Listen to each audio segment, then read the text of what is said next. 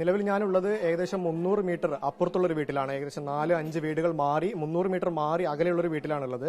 ഈ ഭാഗത്തടക്കം വലിയ ശബ്ദത്തോടു കൂടി ഉഗ്ര സ്ഫോടനമാണ് വീട്ടുകാർ കേട്ടത്. വളരെ അപ്രതീക്ഷിതമായി രാവിലെ ഭക്ഷണമൊക്കെ കഴിച്ചിരിക്കുന്ന ആളുകളായിരുന്നു. പെട്ടെന്നുണ്ടായ സ്ഫോടനത്തിൽ ഇവരാകെ അമ്പരന്നിരിക്കുകയാണ്. നമുക്ക് ഈ വീട്ടിലുള്ള ഈ അമ്മയുടെ പ്രതികരണത്തിലേക്ക് പോകാം. ചേച്ചി, എന്താണ് സംഭവിച്ചത്? അത് ഭയങ്കര ഒരു സൗണ്ടും കേട്ടു.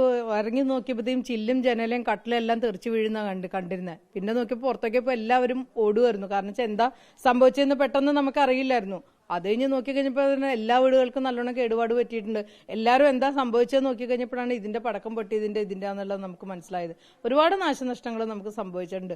അതിനെ ഇനി എങ്ങനെ അത് മുന്നോട്ട് കൊണ്ടുപോകുന്നുള്ളത് നമുക്കറിയാൻ പാടില്ല. വലിയ ദൂരവും ഇല്ല വീടുകളും ഇതും തമ്മിൽ, ചുറ്റും വീടുകളുണ്ട്. അതിന്റെ ഇടയ്ക്കാണ് ഇത് സംഭവിച്ചേക്കണം. കാര്യമായിട്ട് നാശനഷ്ടങ്ങളും എല്ലാം സംഭവിച്ചിട്ടുണ്ട്. പുള്ളിയാണെങ്കിൽ കീമോയുടെ മരുന്ന് ട്രീറ്റ്മെന്റ് എടുക്കുന്ന ആളാണ്. അതും കഴിഞ്ഞ് പുള്ളി ഇരിക്കുന്ന സമയത്താണ് ഇത് സംഭവിച്ചത്. ഇപ്പൊ ആർക്കെങ്കിലും എന്തെങ്കിലും പറ്റിയിരുന്നെങ്കിൽ എന്ത് സംഭവിച്ചേനെ എന്നുള്ളത് ആരും ഒന്നും ഇതാവുന്നില്ല. ഈ പടക്കം മുമ്പ് സൂക്ഷിച്ചിരുന്നു. ഇതിന് അത് സൂക്ഷിക്കുന്ന ഒരു സ്ഥലമാണ്. പടക്കത്തിന്റെ സൂക്ഷിക്കുന്ന വെടിക്കെട്ട് സംബന്ധമായിട്ട് ഇതാക്കുന്ന ഒരു സ്ഥലം തന്നെയാണ് അവിടെ. മിക്കവാറും അത് ഞങ്ങൾ താമസിക്കുന്ന കാലം മുതൽ അത് അവിടെ തന്നെ ഇതുള്ളതാണ്. പക്ഷെ ഇത്തരം ആൾക്കാർ താമസിക്കേണ്ട ഇടയ്ക്ക് ഒരു സെക്യൂരിറ്റിയോട് കൂടി എല്ലാം ചെയ്യായിരുന്നു. പറ്റിപ്പോയി എന്ന് പറഞ്ഞിട്ട് കാര്യമില്ല. അത് വരാണ്ട് നോക്കേണ്ടത് എല്ലാവരുടെയും ബാധ്യതയായിരുന്നു. അവിടെ ആ സമയത്ത് വണ്ടിയിൽ ആരും ഉണ്ടായിരുന്നു? അല്ല, ഞങ്ങൾക്ക് അവിടെ കൂടി കാണാൻ പറ്റില്ലായിരുന്നു. ഞങ്ങൾ വീടിനകത്തായിരുന്നു. ഒച്ച കേട്ടിട്ട് പുറത്തിറങ്ങി നോക്കിയപ്പോഴാണ് അവിടുന്ന് ആൾക്കാർ ഭിന്നമായിട്ട് ഓടുമായിരുന്നു. എല്ലാവരും പല വഴിക്ക് ഓടുമായിരുന്നു. ഇപ്പൊ നമുക്കും കാര്യമായിട്ട് പറ്റിയിട്ടുണ്ട്. ഇതിന് എന്താ ചെയ്യണേ? ഇവിടുന്ന് ആദ്യം മുതൽ കെട്ടിപ്പേക്കേണ്ട ഒരു അവസ്ഥയിലേക്ക് ഞങ്ങൾ എത്തിയിരിക്കുകയാണ് ജീവിതം.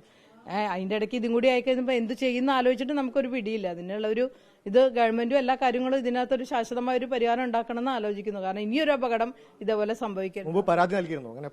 ഇല്ല, പരാതി തന്നിട്ടുണ്ടായിരുന്നില്ല. ഇങ്ങനെ ഇത്ര കാര്യമായിട്ട് നമുക്ക് സംഭവിക്കുന്നുള്ള ഒരു ഇതുണ്ടായിരുന്നില്ലല്ലോ.